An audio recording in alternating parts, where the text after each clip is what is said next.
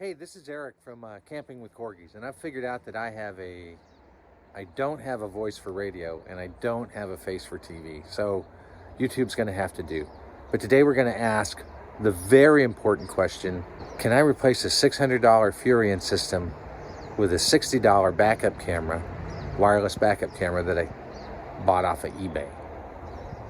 We'll find out. So this is it. It's Yakry.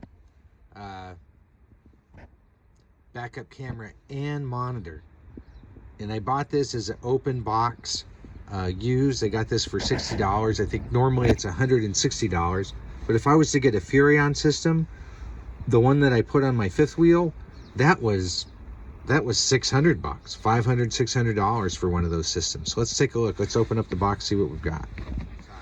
So this is a Yakry, looks like 1080p digital wireless backup camera and monitor.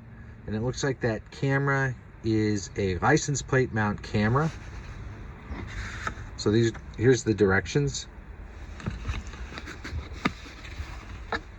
Take off the packing. Here we have our monitor. We'll take a look at that in a little bit.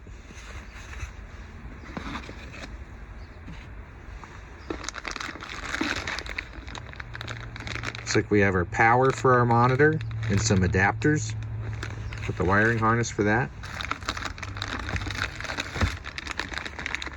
Here's the camera and the camera mount. Like I said, it looks like it goes and attaches to the license plate frame. And we've got some other bits in here. Suction cup for the monitor. Looks like monitor cabling, I guess, if you wanted to hardwire it. We've got our little Wi-Fi antenna.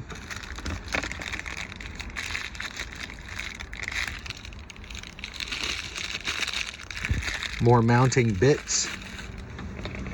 More cabling. And in here there's a couple wire splices that you could use for mounting it. I'm gonna try to be a little bit better than just using those. So here's the monitor. It's good size. Looks to be about probably 5 or 6 inches diagonal. Just have your push button operators there on the back. Probably not, not as fancy, not as heavy as the Furrion unit, but it does compare with the unit that I put, at least, physical size, shape and feel. I mean, it's lightweight. The buttons are on the back, so it doesn't quite have the touch buttons that the Furrion has. It's not touch screen like the Furrion S is. But, it compares well to the one that I put on my fifth wheel in, 2017, so about 5 years ago. Now, this unit comes with a 12-volt power supply. It says its operating range is 11 volts to 24 volts, but 12 volts is recommended. What we're going to do is connect this first, power everything up to make sure that the monitor and the camera work prior to mounting it on the trailer. So I'm going to go through the setup instructions, and then I'll be right back to show you guys what we did.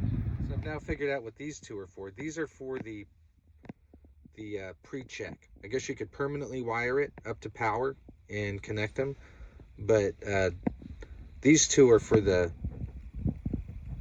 pre-check. So you have a positive, a negative, and then they give you this little connector. This connector will plug into the 12-volt power supply, and we can check the system and make sure it works. Okay, so we're conducting the pre-hookup check. So with these jumpers, you go to this jumper right here. This provides power to the camera. So look right here. Let's see. So yeah, so the camera seems to be working, and the monitor's working. So we got that step of it done. That's good. That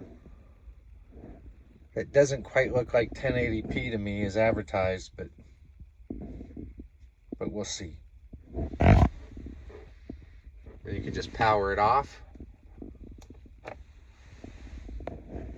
before disconnecting everything.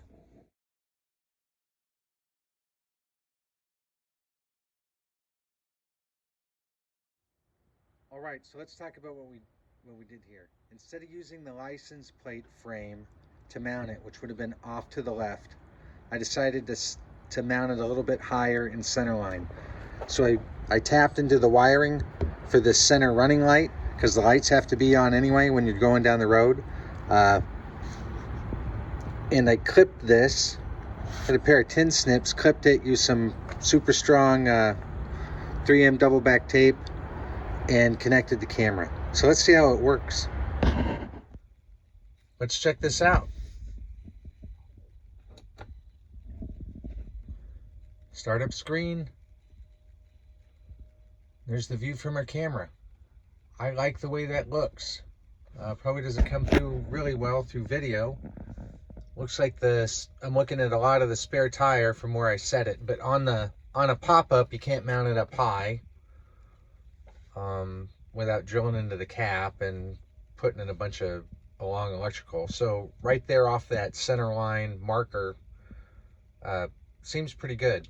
I'll be able to see what's going on behind me. In the rearview mirror, you know, all you see is